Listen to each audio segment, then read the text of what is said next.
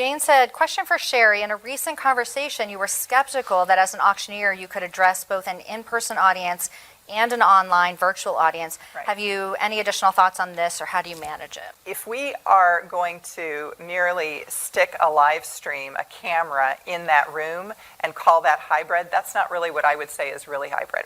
If that's the case, we've been doing hybrid for years, because I've had a number of events that would put a live stream there, and they would put that through Facebook Live so that people could tune in and watch that. But when I think of a really well done hybrid, I think about engaging both communities, the people that are in the room and the people that are watching from afar. And that, Jane, I'm still right there. I do think that that is hard to do well. But I'm going to get up and give an example of this. If I'm working with a group, the Access AV team is going to love this because they were asking about this earlier, but if I'm working with a camera like this, and specifically like if I'm in my house and I've got my laptop in front of me with my fancy camera, there is a different way that I am engaging the crowd than if I am standing in front of a room. If I'm in front of a room, I will at some point most likely go down into the audience. Not always, but usually I'm working within the crowd itself. Now, if I am working with the camera crowd, then in those ways, the way that I'm going to be engaging is a little bit more close to the camera, and the way that I can show some community is really by doing things like, hey friends, we're going to do a high five, all right, that's right, we're in this together. You know, I'm starting to do things with,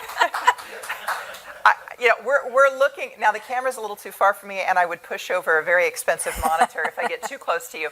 But the other thing that I've done before is, like, if you're looking for money, right, you're looking for another bid, you're looking for some $100, I get real close with my eye and I'm looking around in the camera so that, you know, if you're at home watching that, you're like, oh my gosh, that woman's, her eyes, like, you know, huge on my screen. But that's a way to engage through the camera.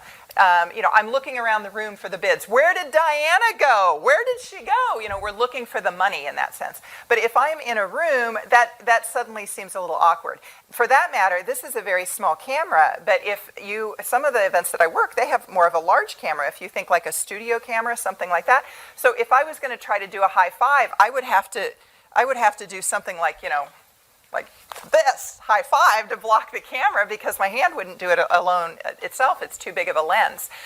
So that's where some of the challenges are, is how do you engage? And so if you're doing a hybrid, what are you doing to really engage the people at home? And that's where I'm thinking your content needs to be geared towards the screen, and the only live portion would really be that auction, that fund-a-need that's taking place in the room itself. So if I'm working with those people in the room, I'm not really probably going into the room. I'm not going to engage them that way. I will do a 50% job for my in-person and an equal 50% job for my virtual audience, which doesn't add to 100%, by the way.